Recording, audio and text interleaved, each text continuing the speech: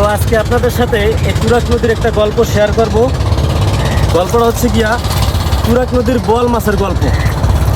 এখানে আমি একসময় মাছ ধরতাম, শখের বিষয়। তো শখের বিষয় অনেকেই মাছ ধরে, আমিও ধরতে আসছিলাম। আপনারা জানেন, আমার ভিডিও যারা দেখেন, আমি অনেক সময় মাছ ধরি, কারণ আমার মাছ ধরার নেশা বেশি, বুঝছেন। তো আমি মাছ ধরতে এসেছিলাম, হঠাৎ করে একদিন আমি একটা বোয়াল মাছের দেখা পাই। তো বোয়াল মাছটা দেখা কীভাবে পাই, বড়শি পাততে আসি, বড়শি ফালাইছি, আমার সাথে আরও 2-4-5 জন ছিল আমার এলাকার। তো তারপরে বড়শি যখন ফালাইছি, সবাই একটা দুইটা পায়, আমি পাই না, কারণ আমি মাছের টান বুঝি না, আমি নতুন মানুষ, ঠিক আছে। তো হঠাৎ করে এই একটা মাছ আমার বড়শিতে আল্লাহ পাকের ওসিলায় বাজছে। আল্লাহ আমার রিজিকেলেই খেতেছে একটা মাছ। তো বাজার পরে কিছুক্ষণ উঠেছি, তারপর হঠাৎ করে মাছটা লড়াচড়া করে না, বুঝছেন।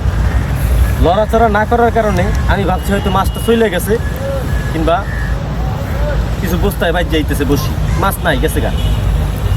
তো চিন্তা ভাবনা করতে করতে আমি বসি উড়াইতেছি, উড়ে দেখি কি একটা সিমেন্টের বস্তা, মানে খালি প্যাকেট সিমেন্টের, ওটায় বাইজা রয়েছে বসিটা, কিন্তু মাছ নাই।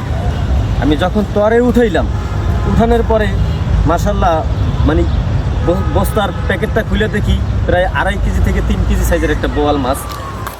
তো আমার লাইফে আমি ওই একটা বোয়াল পাইছিলাম, সব থেকে বড়। আরও অনেক জায়গায় বোয়াল পাইছি, তবে এই তুরাগ নদীর মাছ এত সুন্দর স্বাদ, আপনি যদি দেখেন, একটু দেখাও, চারিপাশটা দেখাও।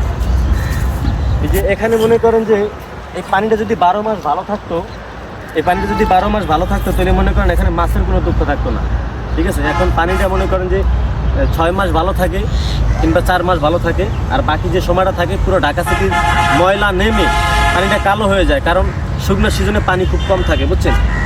তো এই গাঙ্গে বিভিন্ন জায়গা থেকে, বিভিন্ন গ্রাম থেকে, বিভিন্ন দেশ থেকে মানুষ আসে, মানুষ আইসা কিন্তু এখানে মাছ ধরে, বুঝছেন। এটা মানে বৃষ্টি সিজনে, বর্ষাকালে কিন্তু বোয়াল মাছের একটা জায়গা। এখানে আপনারা চাইলে আসতে পারেন। এটা ঢাকা গাবতলী অবস্থিত রোড। এটা মনে করেন যে একদম আশুলিয়া বেরিবাদ পর্যন্ত চলে গেছে এই নদীটা, রাস্তার সাইড দিয়া। তো আপনারা চাইলে আসতে পারেন। আমাদের বাসা তো নদীর পাশে, বুঝছেন। ঢাকায় থেকেও আমরা নদীর পাশে থাকতে পারি, আমাদের কপাল ভালো। এই জন্য মনে করেন আমরা মাছের সিজনে কম বেশি মাছ ধরতে পারি, ঠিক আছে। এই যে গাবতলী ব্রিজটা দেখেন, গাবতলী ব্রিজটা দেখলে আপনারা কিন্তু চিনতে পারবেন যে এখানে কতটুকু জায়গা আছে। এটা কিন্তু অনেক একটা বড়, ঠিক আছে। আবার এই যে নদীটা দেখতে পারতেছেন, এই নদীটা কিন্তু ভিতরে বন্দরের দিকে ঢুকে গেছে, এই যে ডাইনমুড়া যে নদীটা, ঠিক আছে। তো এই নদীটা দিয়েও যদি ভিতরে যান, ভিতরে বড় বড় চক আছে, বড় বড় গাড়া আছে, ওই গাড়ার ভিতরে কিন্তু প্রচুর মাছ, বুঝছেন। তো আশা করি আমার বোয়াল মাছের গল্পটা ভালো লাগছে, তুরাগ নদীর বোয়াল মাছের গল্প।